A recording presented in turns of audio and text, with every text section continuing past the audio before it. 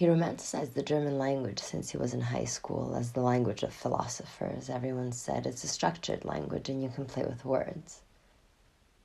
And he liked to play with words. He used to like to play, and he laughed because there was nothing metaphysical in the German he learned when he moved to Berlin.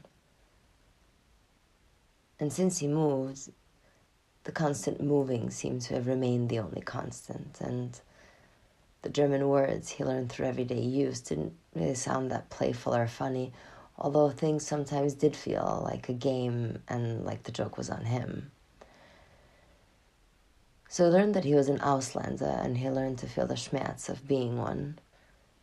He learned of the Anmeldung, and that to get one he needed to get a job, which he wouldn't be considered for if he wasn't in possession of an Anmeldung.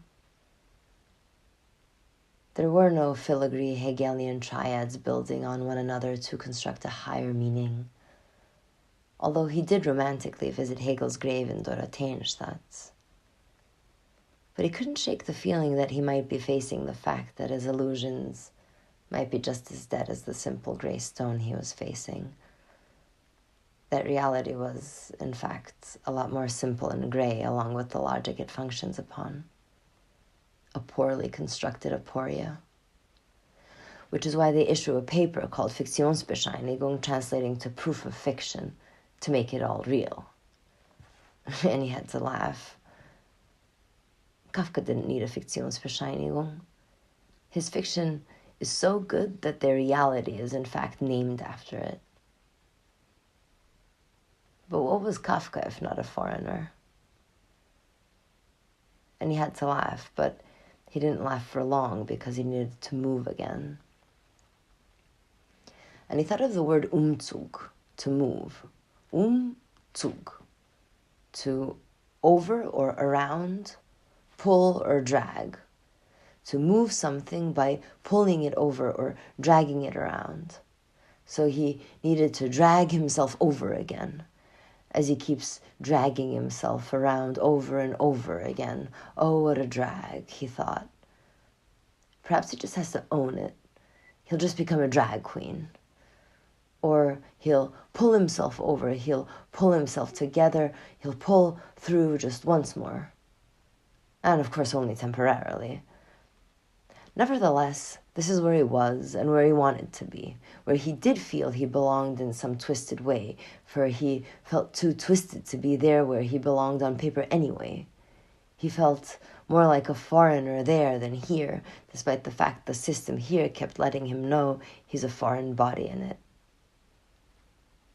And after all, he felt like a foreign body in his own body since forever anyhow.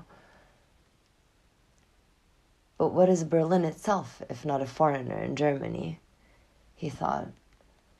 Germany's enfant terrible, with a scar of a wall running down the axis of her face.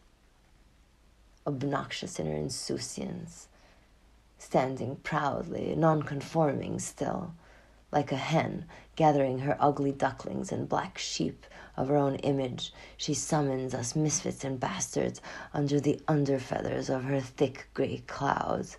To her unsettled sanctuary she calls, with her beating heart through the cracks and craters, from which her beauty of the destroyed and reinvented sprouts anew.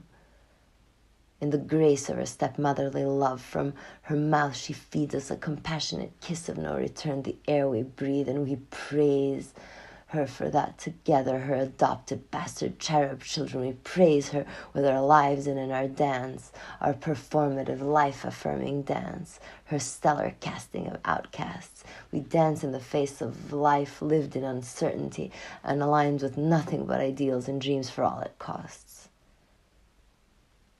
And it's in thoughts like these when he felt that he was exactly where he belongs, and that the beauty and magic of it all was that for once he was not alone. There were others like him, his friends, his foreigner friends, and they pulled through together. His friends pulled through together with such with such breathtaking solidarity. They helped him move. And amidst the boxes in the room of his new temporary home, they laughed and joked about how flats come and go and Berlin stays, and they stay in it. And he had to laugh. Berlin, Berlin, they joked. It will fulfill your wildest dreams, but it will rip away your basic security. It lures you in for being the city of artists, of the free. No one tells you about Anmeldung. I wonder if Nick Cave and David Bowie had an Anmeldung, for Christ's sake.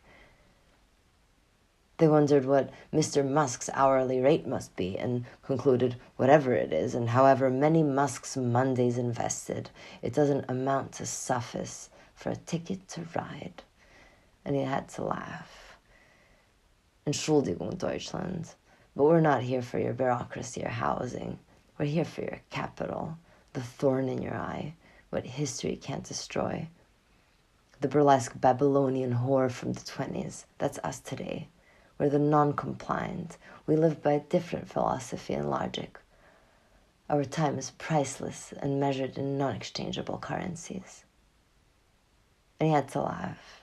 And he had to love his life, his friends, and his home, which was where he was, paradoxically, because where else could it ever be if home is where your heart is?